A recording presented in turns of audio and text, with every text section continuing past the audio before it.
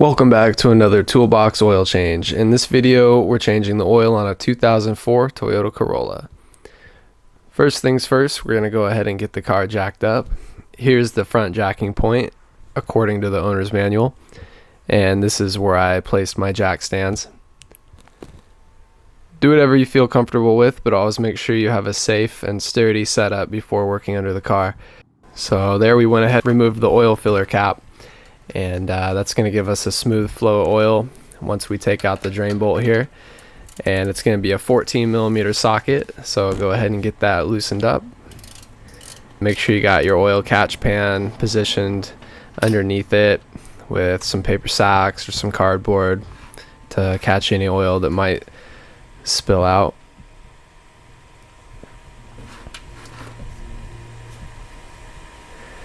Now, this nut had a plastic O-ring type thing on the flange of it, so there was no crush washer, but yours might have a crush washer, so be mindful of that. And go ahead and let your oil drain out for about 15-20 minutes. And come back and clean up the area around the threads. And start threading the bolt back in.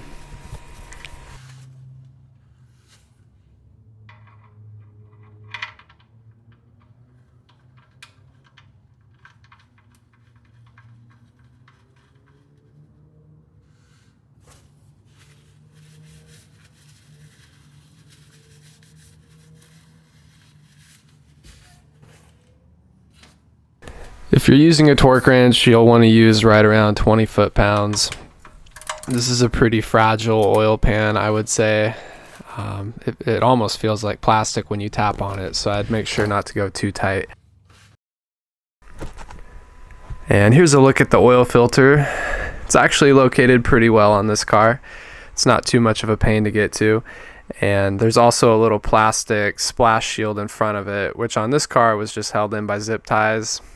I didn't feel like I needed to take it off, but you can get a little more access if you need by taking that splash shield off. I was able to just use my grip with some rubber gloves and get it loose just fine. It was on there pretty tight, but not a problem.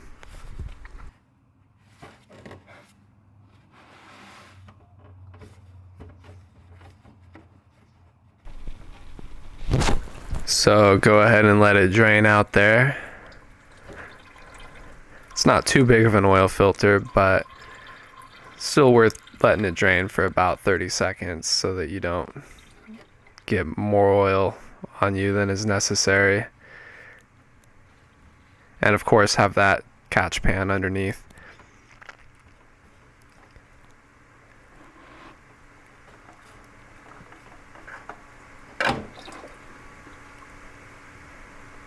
And try to position that catch pan so that little stream will flow into it as much as possible.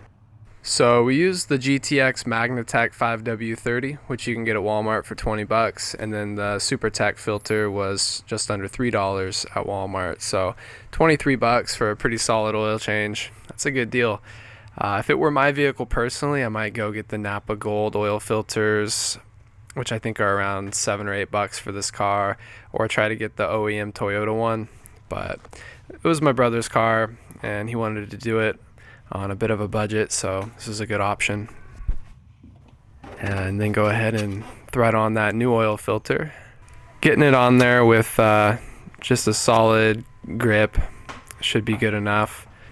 Just nice and hand tight. Now we can go ahead and fill her up with the new oil. Now, with the filter change, this car takes 3.7 quarts, as according to the oil specs in the manual.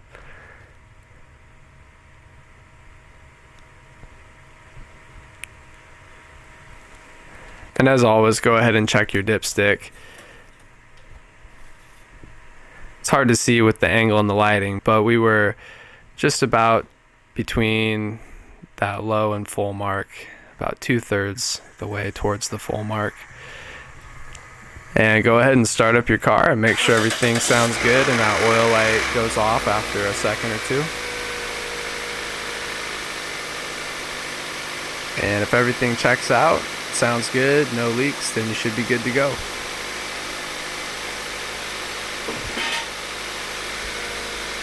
Last step is just pouring that old oil into a empty container you have for recycling it. You can go ahead and take those down to the Walmart super centers with the tire and lube centers, or O'Reilly, AutoZone. A lot of places will usually take back your used oil, which makes it a lot easier to get rid of. Hopefully you guys enjoyed this video and I was able to help you out.